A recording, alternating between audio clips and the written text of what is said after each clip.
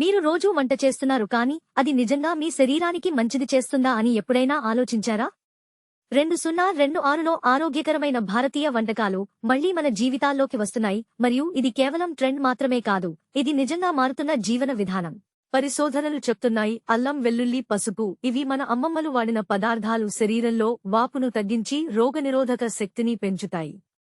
కూరగాయలతో చేసిన దాల్ మరియు మిల్లెట్ రొట్టెలు మధుమేహం మరియు గుండె జబ్బులను నియంత్రించే శక్తి కలిగి ఉంటాయి.